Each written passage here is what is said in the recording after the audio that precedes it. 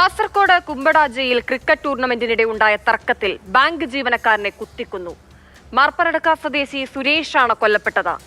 കുമ്പടാജെ സഹകരണ ബാങ്കിലെ നൈറ്റ് വാച്ച്മാനായ സുരേഷ് ജോലിക്കായി എത്തിയപ്പോഴായിരുന്നു ആക്രമണം. ഒളിവിൽ പോയ പ്രതികൾക്കായി പോലീസ് അന്വേഷണം ഊർജിതമാക്കിയിട്ടുണ്ട്.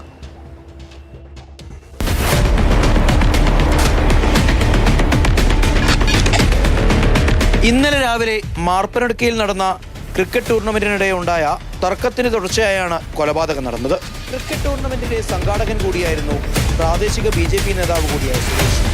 മത്സരത്തിനിടെയുണ്ടായ വാക്കുതർക്കം പോലീസ് ഇടപെട്ട് പരിഹരിച്ചിരുന്നു. മത്സരം അവസാനിച്ച ശേഷം സുരേഷ് വീട്ടിലേക്ക് മടങ്ങിപ്പോവുകയും ചെയ്തു. രാത്രി 9:30യോടെ കുമ്പടാജെ സർവീസ് സഹകരണ ബാങ്കിന്റെ ശാഖയ്ക്ക് മുമ്പിലെത്തിയ പ്രതികളായ കിരണും അഖിലേഷും ചേർന്ന് പിച്ചാത്തി കൊണ്ട് സുരേഷിനെ കുത്തുകയായിരുന്നു.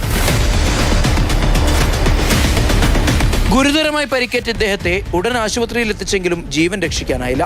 കൊലയ്ക്ക് ശേഷം ഒളിവിൽ പോയ പ്രതികൾക്കായി ബദിയടുക്ക പോലീസ് അന്വേഷണം ആരംഭിച്ചു. പ്രതികൾ കർണാടകയിലേക്ക് കടക്കാനുള്ള സാധ്യതയും അന്വേഷണ സംഘം പരിശോധിക്കുന്നുണ്ട്. കാസർകോട് ഗവൺമെന്റ് ജനറൽ ആശുപത്രിയിൽ പോസ്റ്റ്മോർട്ടം നടപടികൾ പൂർത്തിയാക്കിയ ശേഷം മൃതദേഹം ബന്ധുക്കൾക്ക് വിട്ടുകൊടുത്തു. മാതൃഭൂമി ന്യൂസ്, കാസർകോട്.